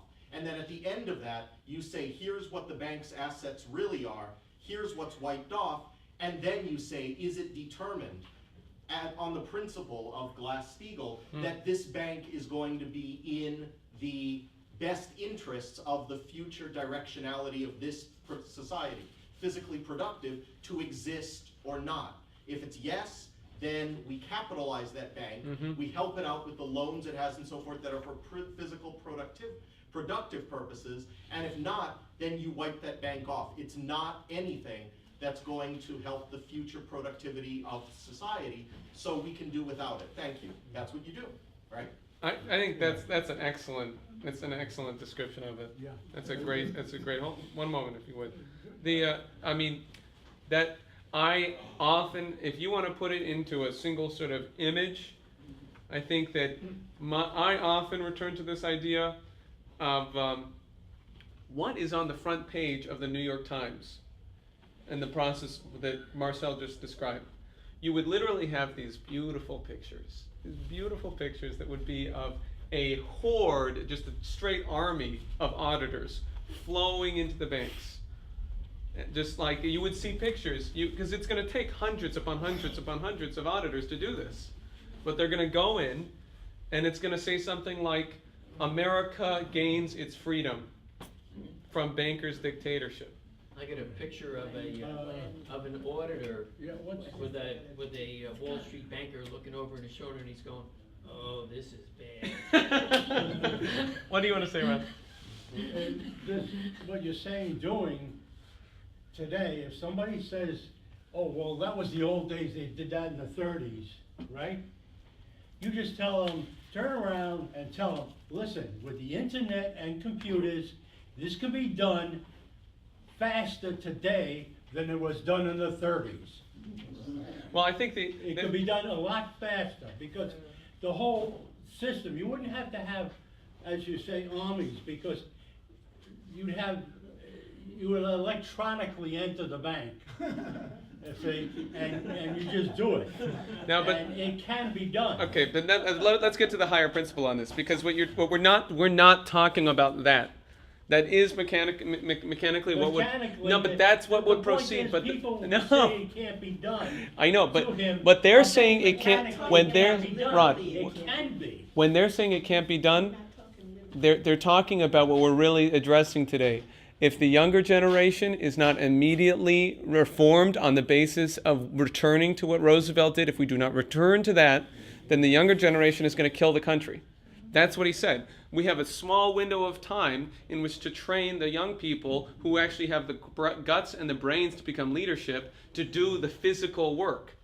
That's not going to be any easier than it was back in the 30s. It's going to be much harder. It's far worse in many senses. But it's going to take the leadership, because the issue is continually cowardice or guts. And the only way you can have guts is if you have, look, how does the cowardice define? People, it comes from a lack of forecasting, because people look into the future and they think, I could survive this. They think, you know what, I could probably come out on top. I run into people all the time who say this. I mean, we do a lot of organizing in Manhattan. We run into the Financial Times all the time, every single week, who say, yeah, but hyperinflation will be good for it'll be good for my business. They literally say that. They literally think that they're going to get away with it. But they don't realize, Diane made this beautiful point at the concert. I hope, almost everyone here was able to go, but please watch it and watch her speech, because she quoted from Frederick Douglass. She said, slavery, it kills the mind of the master and the slave. To be a slave master destroys your humanity. Right? So these people, they are not even aware of the fact that they think of themselves, in a sense, as property owners. Which is to say, I ran into a British banker.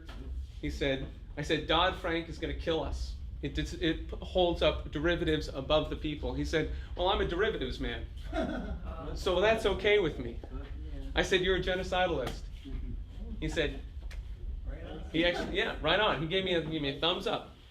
And when I'm quoting verbatim, right? Because he thinks he's going to get away with it. He thinks that somehow this thing will continue. So Why don't we transition to Amsterdam, because this is a crucial sort of way to do that. You won't know he's British. Well, the Anglo-Dutch, same thing. All right, pull this up if you could. I only want to spend about 15 to 10 minutes, 10 to 15 minutes on this, because then we want to do some report backs. There's been crucial work done by Robert Bobrick and Jessica as well, but in particular on the New York City Council, an event that Robert went to recently. This is huge. There's a lot of work to be done immediately. We have until Thursday of this week to try to get the New York State legislature to pass through the resolution. And there's been a lot of work done on that, so I want to have some time to report on that, to ask any questions that need to be done. So I'm just going to do a sort of a brief closing section and refer you to this. This is a chapter of Bob Ingram's book. Bob Ingram is one of our members in San Francisco, and I've been promoting this book across the organization as well. It is it's from a book called The Modern Anglo-Dutch Empire, Its Origins, I forget what the second thing is, and its anti-human outlook, okay? Because that's his beautiful polemic throughout the whole book. And very succinctly done. The anti-human outlook, because LaRouche made this point, he said last night, it's the essential question. The difference between man and the animals. What is the distinction between mankind and animals? How could he possibly say this is like the most important political question? The most essential political question. Someone, the average person we talk to would perhaps says, well, how could you, that's not the issue. But actually, when I reflect on the organizing recently in the streets, that's the best way to get to people immediately. Because who doesn't recognize that we're being treated like farm animals? Sorry, do we have copies of the book here? Unfortunately, I don't. I'd love to have them so I could, so everyone could get a copy. But I don't know that it was ever printed. It exists as a PDF, and I'll have to ask Bob Wester to mail it out to everyone. Anyway, but I'm in about the middle of it. I haven't been able to study it in depth, which I would have preferred to have done before this class. But I certainly hope that we can actually continue this topic. Because the point is, all right, people think they're going to survive it. Why? Because they do not believe in the future. What does that mean? It means they don't understand the essential distinction between mankind and the animals. The animal does not. An animal system has no way of actually creating something in the future. Animal systems don't work that way. An animal, if it wants to make a species leap, it's not voluntary. An animal, if it wants to make a species leap, it has to die out first, so that the next species, or in a sense, this is how it works. If you look at the great extinctions, right? That you have like we looked at particular mollusks, right? You have a certain quality of mollusks that have this, or the cyanobacteria, exactly, where you have this certain, when Megan went through that, right? There's a certain type of cyanobacteria. It operates in a specific way. It reaches a certain boundary limit where it can no longer operate on those axioms, on those rules, right, of existence. It dies off, but in its place has been developing, and then all of a sudden blossoms upon the die-out, has been developing the new technology, so to speak, the new species, right? Or we look at like the dinosaurs and the mammals, right? So the dinosaurs, the mammals are a tiny percentage of the species generally. Around the time of the dinosaurs die out, and then up come the mammals, who just seem like a very just insignificant, probably only just really a small movement, not very many people, I bet. But anyway, and then but the dinosaurs die out, and the mammals rapidly dominate, because they have the means to, because they operate on a higher level. They have a greater sort of like density of biogenic, say again? Energy flux density, right? They have a higher metabolism.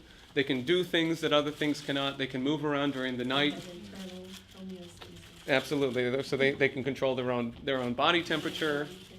Mm-hmm. And so they flourish. They do tremendous. They take over, right? All right. Now, what's the difference with mankind?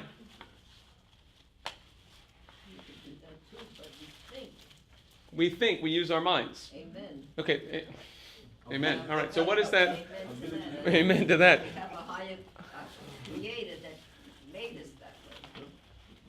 And that's the higher power that you're talking about. this Our higher mind is reflective of the creativity of the universe itself, of the creator, you might say. power. All right. Okay. Put it that way. We have- Oh. I believe there is a creator. We're on the same page, Marianne. We're talking about the same thing here. We really are. Just, So- thank you. But the question is, If you don't, there's there's a, still a higher. yeah, there's a that creative universal- force. Right. There's a creativity inherent to the universe. It is developing. It is increasing in its development. Look at the history of life. Why does life go in this direction? More complex. Why does it do that? Why do we have this process of cephalization? This is really interesting, right? Where organisms get more and more and more over the course of their evolution heads. The head becomes not just heads, they get heads, but the head becomes the center of the activity. Right? So you think about like your hands. What do animals use their extremities for? You know, for eating, for helping the body as a whole. As they get more and more developed, like a monkey, they're able to use their hands to do things that have more to do with their head. You can pick things up and put it in your mouth, which a horse can't do, right? But then a human uses their hands to play a piano, which only serves the mind. It's not like, okay, they evolved for the purpose. Anyway, let's continue. The point is, I'm trying to convey something that LaRouche is really trying to get at in this paper. The human activity that you see reflected in the leadership of Franklin Roosevelt, in the leadership that we have from John F. Kennedy, right? That leadership, that is truly human, because it works on this basis of creative leaps, of willful species jumps, where we say, well, we're going to do something that's going to transform everything. Because we create the idea first, we hypothesize it first, it exists first in your mind, and then we create it in the universe. And that's because of a physical understanding of space-time, of the universe, and the nature of the universe, and the nature of the future. Because now let me return to this. 1688. That's what Scott referenced, right? Everything that turned into the Irish potato famine was as a result of 1688. William of Orange goes up the Thames. The Dutch Empire. I guess that's right. Goes up the Thames. The Dutch Empire merges with the with the British system, right? And they create a single, united Anglo-Dutch empire that then proceeds to carry out the atrocities we referenced, right?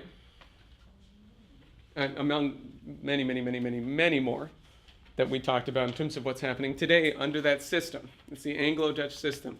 So I wanted to give something to kind of spark people. Once again,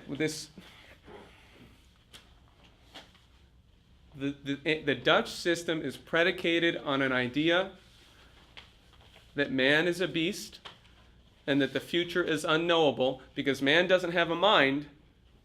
They deny Paolo Sarpi, who creates this, he's a Venetian, who creates the whole idea. He really creates this ideology. He says there is no such thing as human reason. There's only sense perception. Okay? So he says that's all there is. Therefore, by means of enforcing that as an empire of the mind upon the population, you get them to believe that wealth is located in money. Because they believe that wealth is coins I can hold in my hand. Of course it's value. Look, I can touch it, I can feel it, it's real. It's real value. That's one way of looking at it. But further, then you take it a step further, and in Amsterdam, in the period right as they were creating this merger, Amsterdam was the leading financial center of the world. Okay?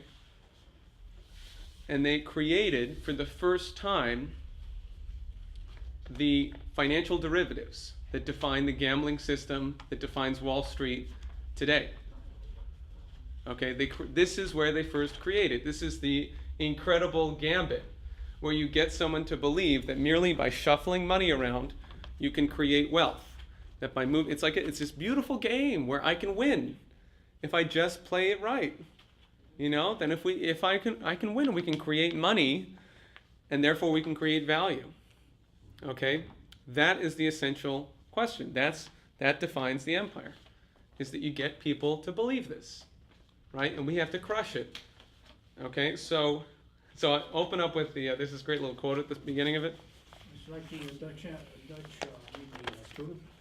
It's like the tulip bulb. We're talking about the Dutch East India Company, the Dutch West India Company, and the British East India Company, who in this time period created a merger whereby any given day there were massive shipments of financial contracts going back and forth between London and Amsterdam, right? As soon as they moved to London, all of a sudden you have a maritime empire. You have this massive naval capability. But it starts with the Dutch, who create this system of speculation. 1688, right? 1688 is key year. And in fact, there's a quote from here, from 1688. If one were to, this is from a guy, Joseph de la Vega, who was, Bob doesn't tell us much about him, but he was a Sephardic Jew in Amsterdam, and he wrote this whole, this document that's a major source of our knowledge of how the speculative system worked. And it's a dialogue between a speculator and a broker and blah, blah, blah. And he says, if one were to lead a stranger through the streets of Amsterdam and ask him where he was, he would answer, among speculators. For there is no corner in the city where one does not talk shares. Right? It's just speculation.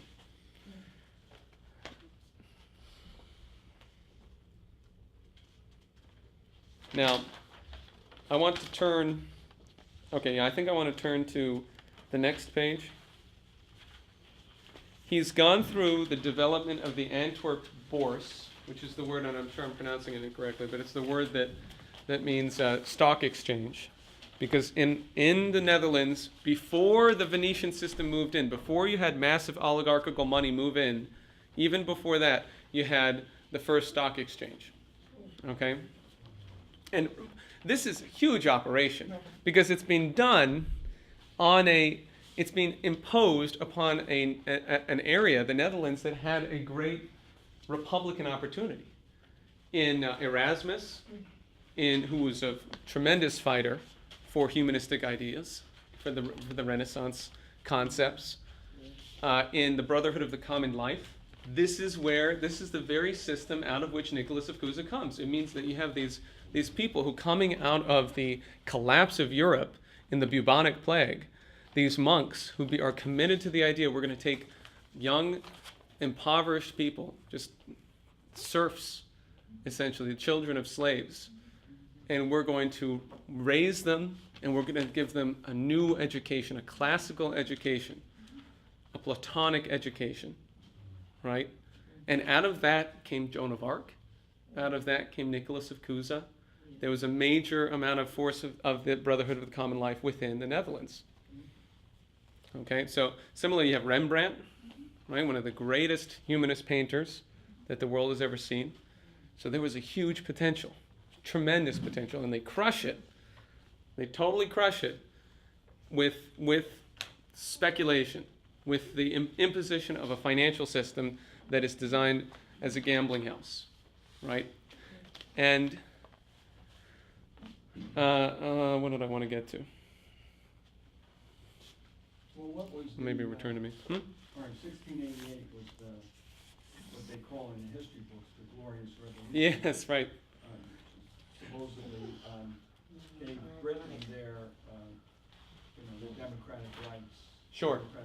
Yeah. And then where between Rembrandt was, and the Pilgrims lived in Holland too, before they had safe haven there, before they came to the United States. I don't know about the Puritans, but the Pilgrims. And then that was in the 1620s and so on. And then what happened what generated that transformation between, Mm-hmm.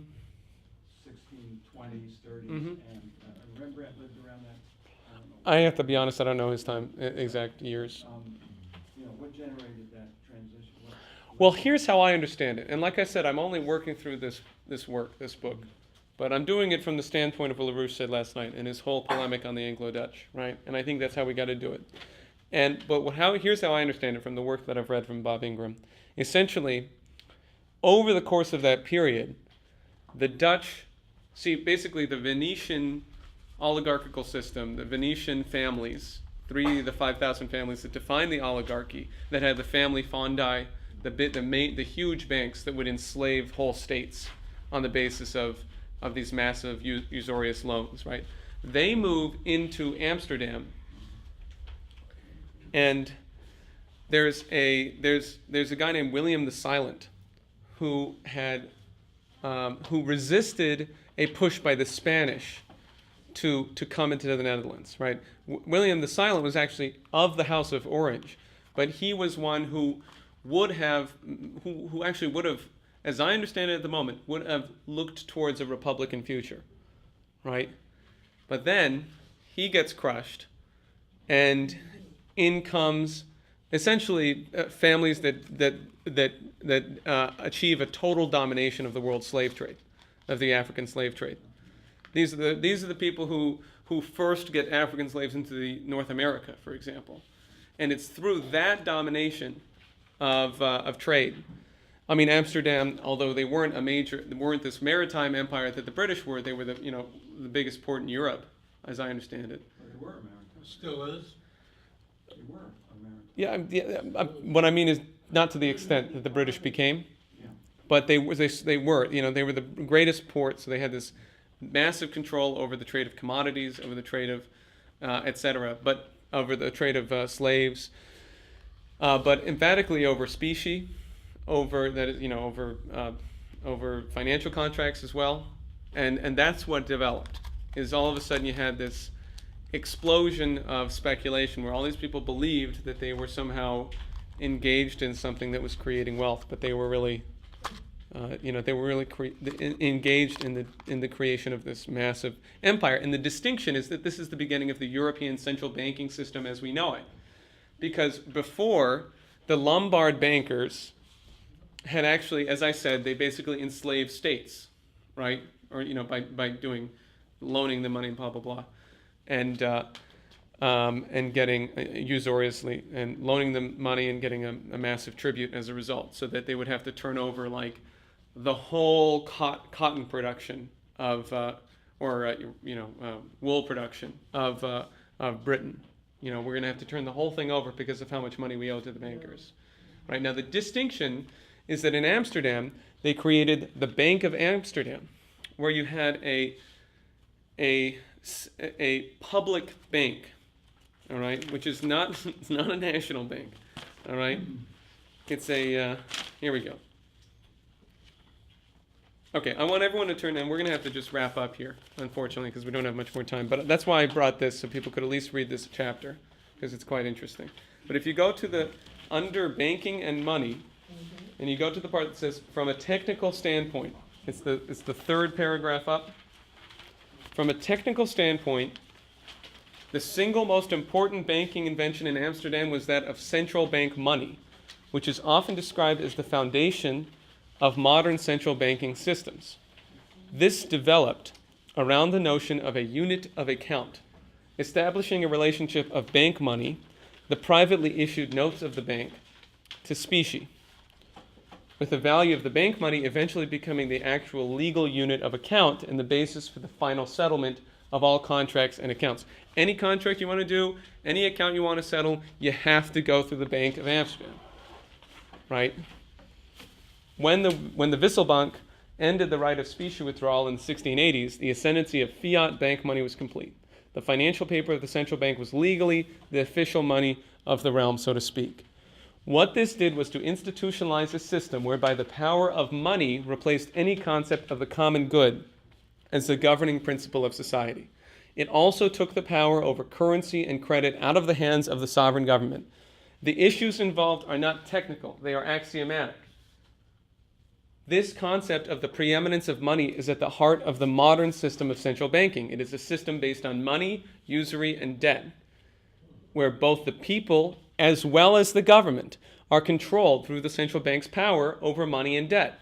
The purpose of the debt is not to finance physical economic development for the benefit of the common good, but to perpetuate the wealth and governing power of the financial oligarchy.